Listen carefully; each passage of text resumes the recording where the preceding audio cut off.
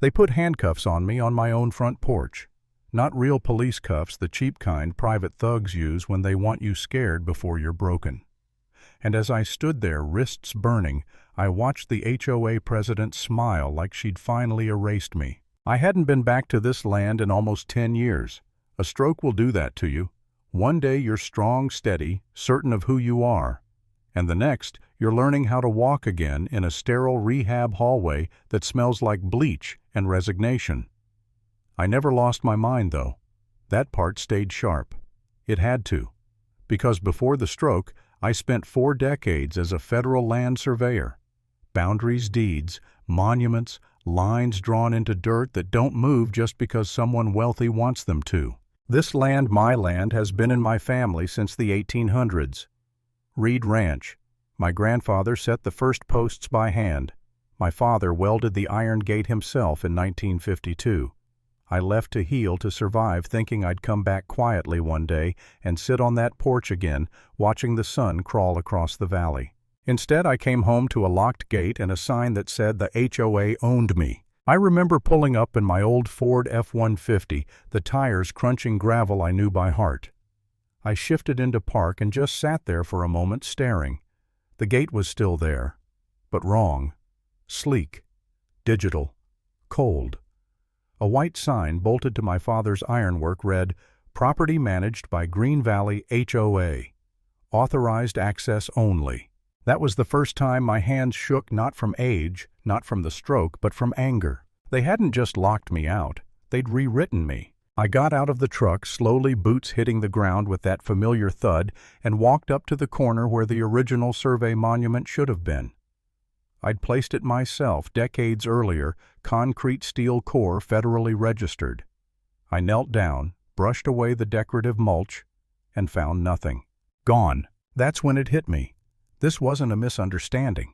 This was theft. I started working. Muscle memory took over. Tripod, tape, theodolite. Angles don't lie even when people do. Within minutes I knew the truth. The HOA fence was sitting 12 feet inside my property line. They'd swallowed over an acre of frontage while I was learning how to stand again. That's when the first golf cart rolled up. A kid in a green polo stared at my equipment like it was a fossil.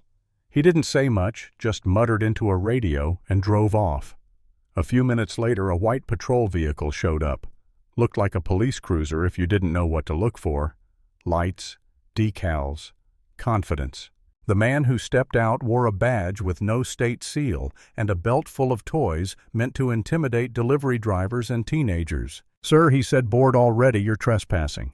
HOA rules say you need to leave." I didn't even look up at first. Finished my note, capped my pen. "I'm verifying a federal boundary," I told him. "You're standing on my land." He blinked, stepped closer. Too close. The kind of close meant to make you fold. "Pack it up, old man, or I tow that junk truck." That's when I looked him dead in the eye and said quietly, "Trespassing has a legal definition, and right now, you're the one doing it." That rattled him. He backed off and called his boss. Her name was Karen Plunkett. She arrived like a storm she thought she controlled. Blonde helmet hair, pastel blazer, tablet held like a weapon. She didn't ask who I was, didn't care. She marched straight up onto my porch like she owned it. "You cannot just cut locks and vandalize community property," she shrieked. "This area is designated green space. You're squatting." I remember sitting there in my rocking chair listening to her talk about yoga pavilions and visual harmony, about how my truck offended her bylaws.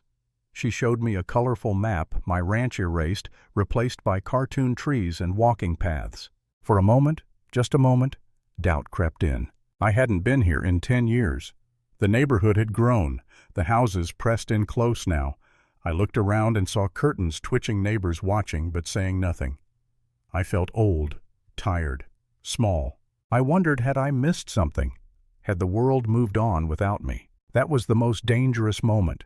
Not the threats, not the fake cops. That quiet thought that maybe I didn't belong anymore. I almost walked away. Then Karen crossed the line. She threatened violence. On tape. She ordered her enforcement unit to remove me by any means necessary. She called me dangerous, claimed I had a weapon, lied without hesitation.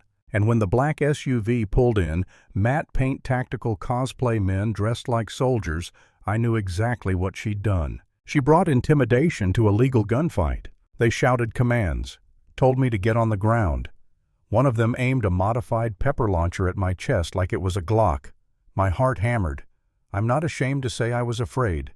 At my age, one mistake, one fall, one trigger pull. That could have been it. But I stayed still. I let them touch me. I let them put the cuffs on. Because every second they acted was another nail in their own coffin. They shoved me into the back of the SUV, slammed the door, and left me baking in the Texas heat. Karen strutted around outside, filming herself narrating my arrest like she was the hero. Inside that car, wrists burning, sweat dripping, I thought about giving up again.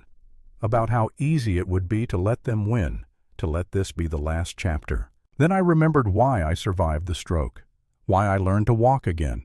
Truth doesn't need permission. I spoke calmly through the cage, explaining consequences. Real ones. Felonies. Prison time.